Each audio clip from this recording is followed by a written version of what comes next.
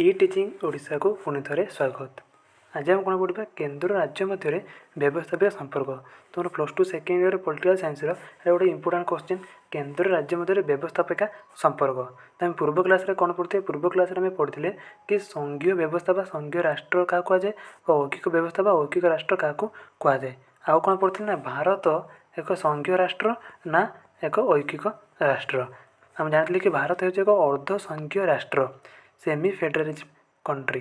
संविधान अनुसार ए उभय संघीय गुण और ऐकिक गुण रही।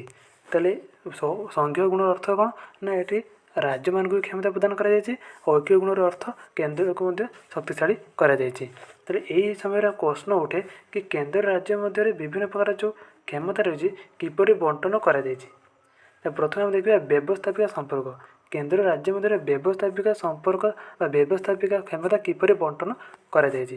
व्यवस्थापिका अर्थ कौन ना राज्य रे आम रही MLA member of legislative assembly बा आम ताको कहि परिबा हमर विधानसभा सभ्य से माने होचंती राज्य सरकार बा राज्य व्यवस्थापिका गण।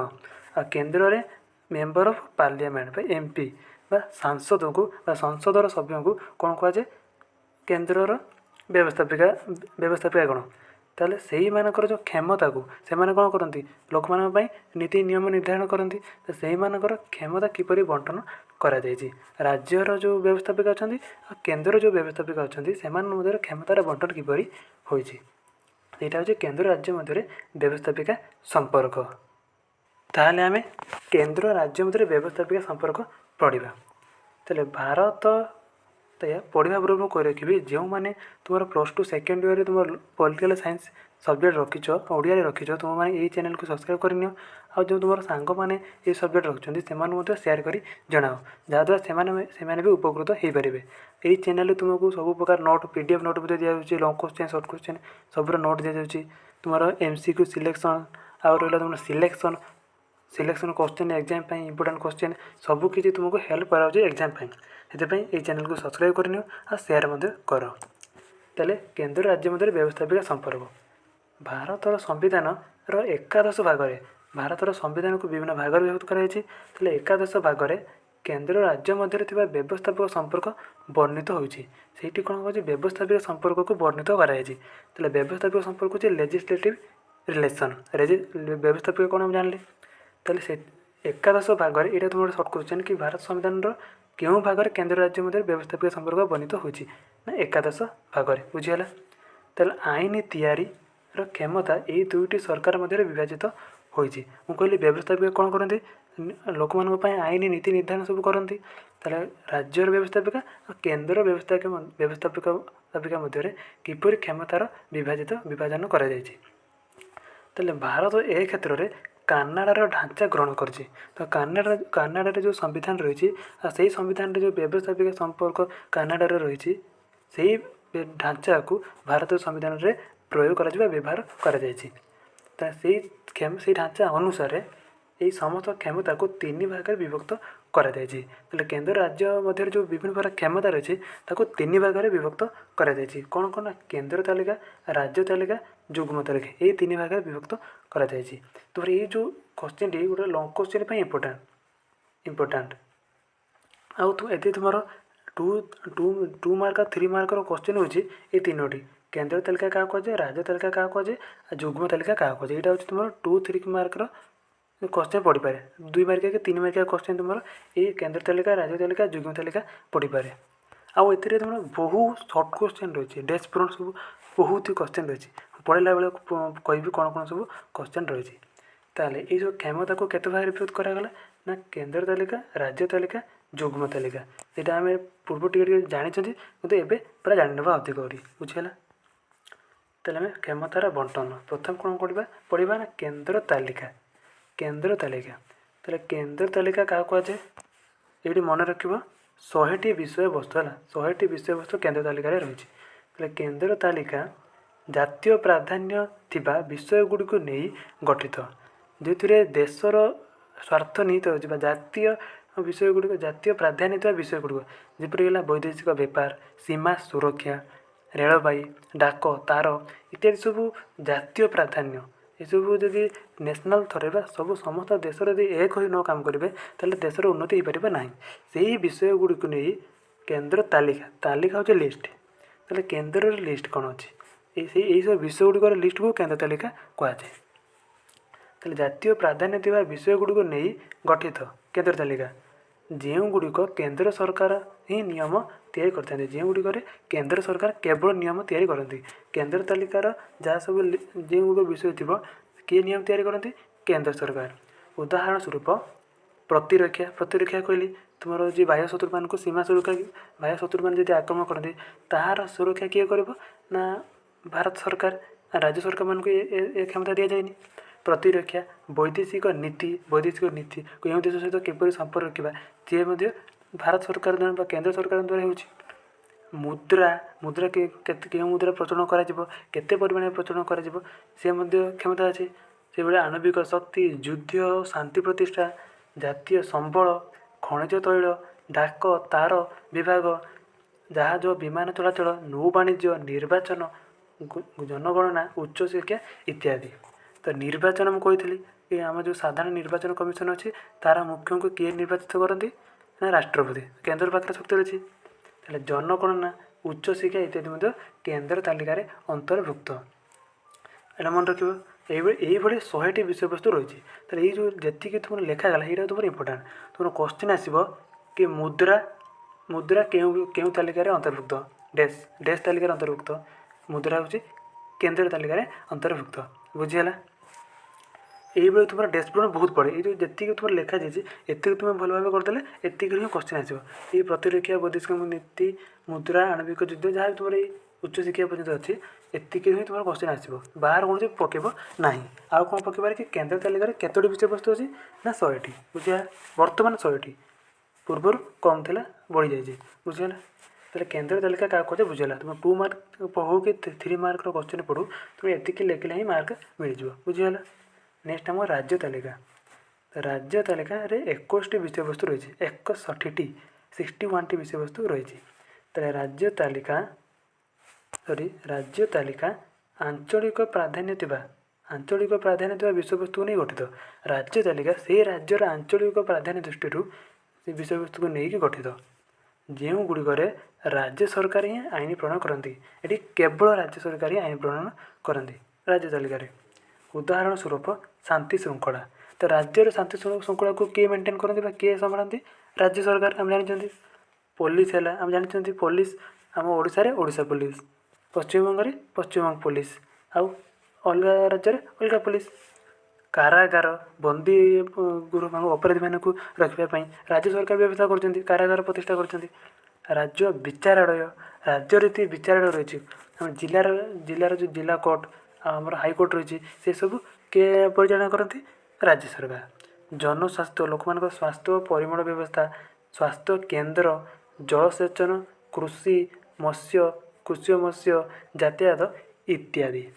ଯାତାୟାତରେ ଏଇଠି ତୁମେ ଗୋଟେ କ୍ୱେଶ୍ଚିନ୍, ଯାତାୟାତରେ କେଉଁଗୁଡ଼ିକ? ରାଜପଥ ବା ଆମ ଯେଉଁ ଜିଲ୍ଲା ମଧ୍ୟରେ ବା ଆମର ଯେଉଁ ବିଭିନ୍ନ ଜିଲ୍ଲା ମଧ୍ୟରେ, ତୁମର ସହର ମଧ୍ୟରେ, ଗ୍ରାମ ମଧ୍ୟରେ ବା ପଞ୍ଚାୟତରୁ ପଞ୍ଚାୟତ ବା ଗ୍ରାମରୁ ଗ୍ରାମ, ଏହିସବୁ ମଧ୍ୟରେ ଯେଉଁ ସବୁ ରାସ୍ତା ବା ଯାତାୟାତ ବ୍ୟବସ୍ଥା ରହିଛି ସେସବୁ କିଏ ବୁଝନ୍ତି? ରାଜ୍ୟ ସରକାର। ତାଙ୍କ ଉପରେ କ୍ଷମତା ରହିଛି। କିନ୍ତୁ ନ୍ୟାସନାଲ୍ ହାଇୱେ, ଜାତୀୟ ରାଜପଥ ଏସବୁ କିଏ ବୁଝିଥାନ୍ତି? ତା'ର ଦାୟିତ୍ୱ କେନ୍ଦ୍ର ସରକାର ପାଖରେ ରହିଛି। ଯେହେତୁ ସେ ଜାତୀୟ ରାଜପଥ ବିଭିନ୍ନ ରାଜ୍ୟ ଦେଇ ଗତି କରେ, ସେଥିପାଇଁ ସେ ଜାତୀୟ ସ୍ୱାର୍ଥ ରହିଛି ଏଠି, ସେଗୁଡ଼ିକ କେନ୍ଦ୍ର ତାଲିକାରେ ଅନ୍ତର୍ଭୁକ୍ତ। ବୁଝିଗଲା? ତ ରାଜ୍ୟ ତାଲିକାରେ କ'ଣ ରହିଲା ବୁଝିଗଲା? ଏଇଥିରୁ ହିଁ ତୁମର କ୍ୱେଶ୍ଚିନ୍ ପଡ଼ିଯିବ କି କୃଷି ଓ ମତ୍ସ୍ୟ କେଉଁ ତାଲିକାରେ ଅନ୍ତର୍ଭୁକ୍ତ? ରାଜ୍ୟ ତାଲିକା। ବୁଝିଗଲା? ନେକ୍ସଟ ଯେଉଁଟା ତୁମର ଯୁଗ୍ମ ତାଲିକା। ତ ଯୁଗ୍ମ ତାଲିକାରେ କେତୋଟି ବିଷୟ ଆସୁଛି? ନା 52ଟି ବିଷୟ ଆସୁଛି। ତ ଯୁଗ୍ମ ତାଲିକା କ'ଣ? ନା ଯୁଗ୍ମ ତାଲିକାରେ ଥିବା ସମସ୍ତ ବିଷୟବସ୍ତୁ ଉଭୟ କେନ୍ଦ୍ର ଓ ରାଜ୍ୟ ସରକାର ଆଇନ ପ୍ରଣୟନ କରନ୍ତି। ତ ଯୁଗ୍ମରୁ ଶବ୍ଦରୁ ଆମେ ଜାଣିପାରୁଛନ୍ତି କି ଉଭୟ କେନ୍ଦ୍ର ରାଜ୍ୟ କ'ଣ କରିବେ? ଆଇନ ପ୍ରଣୟନ କରିବେ। ଉଦାହରଣ ସ୍ୱରୂପ ଫୌଜଦାରୀ ମାମଲା ଏହିସବୁ ବିଷୟଗୁଡ଼ିକ କାହିଁକି ଉଭୟ କେନ୍ଦ୍ର ରାଜ୍ୟ ନୀତି ନିର୍ଦ୍ଧାରଣ କରନ୍ତି? କାହିଁକି ନା କିଛି ଫୌଜଦାରୀ ମାମଲା ଅଛି ଯେଉଁଗୁଡ଼ିକ କେନ୍ଦ୍ର ସରକାରଙ୍କ ଦ୍ୱାରା ଆଇନ ପ୍ରଣୟନ ହୋଇଥିବ, ସେହି ନୀତି ଅନୁସାରେ ସେଇ ଯେଉଁ ଆଇନ ଅନୁସାରେ କାର୍ଯ୍ୟ କରିବ, କିନ୍ତୁ ଆଞ୍ଚଳିକ ଦୃଷ୍ଟିରୁ ଟିକେ ପରିବର୍ତ୍ତନର ଆବଶ୍ୟକତା ଥାଏ।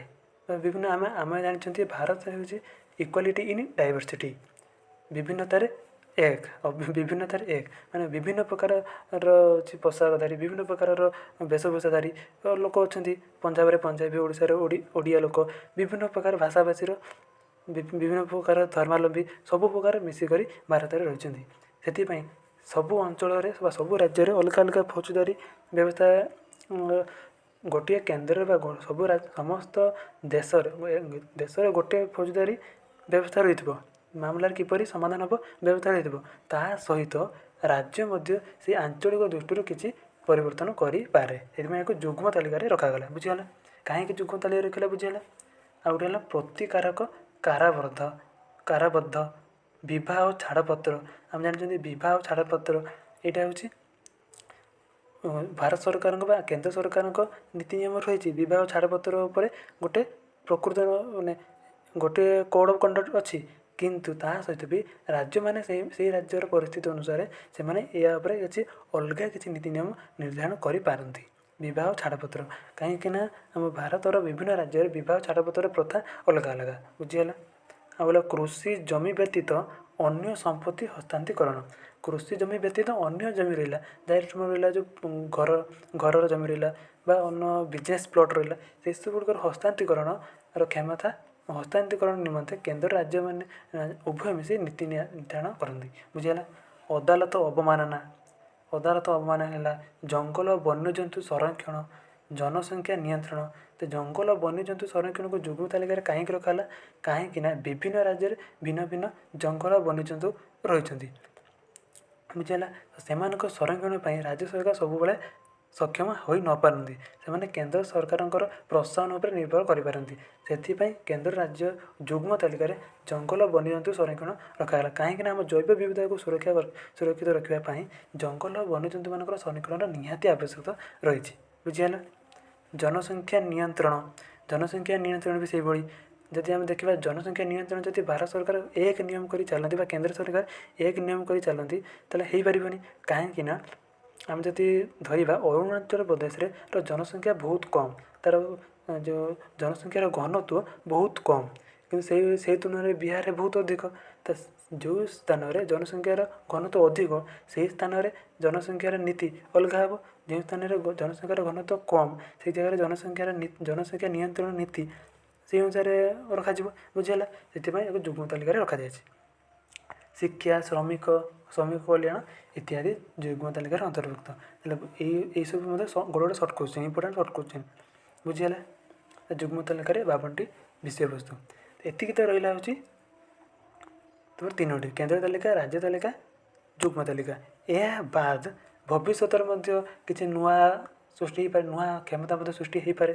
ତା ଆଶଙ୍କାକୁ ଏଡ଼ାଇ ଯାଇପାରିବ ନାହିଁ। କାହିଁକିନା ଯଦି ଆମେ ଫର୍ ଏକ୍ଜାମ୍ପଲ୍ ନିଅନ୍ତି ତ 10 ବର୍ଷ ପୂର୍ବରୁ 20 ବର୍ଷ ପୂର୍ବରୁ ଏବେ ମଧ୍ୟରେ ଡିଜିଟାଲାଇଜେସନ୍ର ଆବଶ୍ୟକତା ବୃଦ୍ଧି ହୋଇଛି। ଡିଜିଟାଲାଇଜେସନ୍ର ଅନଲାଇନ୍ର କାର୍ଯ୍ୟର ବା ଅନଲାଇନ୍ ଫ୍ରଡ଼୍ର ମଧ୍ୟ ଦେଖା ଦେଉଛି। ତେବେ ଏହା ଉପରେ ନୀତି ନିର୍ଦ୍ଧାରଣ କରିବା ପାଇଁ ଯଦି କେନ୍ଦ୍ର ରାଜ୍ୟ ମଧ୍ୟରେ ସଂଘର୍ଷ ଲାଗିବ କି ନା, କେନ୍ଦ୍ର କହିବ କି ମୁଁ କରିବି, ରାଜ୍ୟ କହିବ କି ମୁଁ କରିବି, ତ ଏହି ଦ୍ୱନ୍ଦ୍ୱ ହେବାର ସମ୍ଭାବନା ରହିଛି। ଯଦି ନୂଆ କିଛି କ୍ଷମତା ଆସେ ତାହେଲେ ଉଭୟ ନେବା ପାଇଁ ଚାହିଁବେ। ସେଥିପାଇଁ ଏଇଟାକୁ ଏଡ଼ାଇବା ପାଇଁ ଅବଶିଷ୍ଟ କ୍ଷମତା ଆଉ ଯାହା ବି ଏହା ବାଦ ଏଇ ରାଜ୍ୟ ତାଲିକା, କେନ୍ଦ୍ର ତାଲିକା ଓ ଯୁଗ୍ମ ତାଲିକା ବାଦ ଆଉ ଯାହା ବି ରହିଲା, ଆଉ ଯାହା ନୂଆ ସୃଷ୍ଟି ହେବ, ତାହା ପ୍ରଥମେ କାହାର ଅଂଶ ହେବ ନା ଅବଶିଷ୍ଟ କ୍ଷମତାରେ ଅଂଶ ହେବ।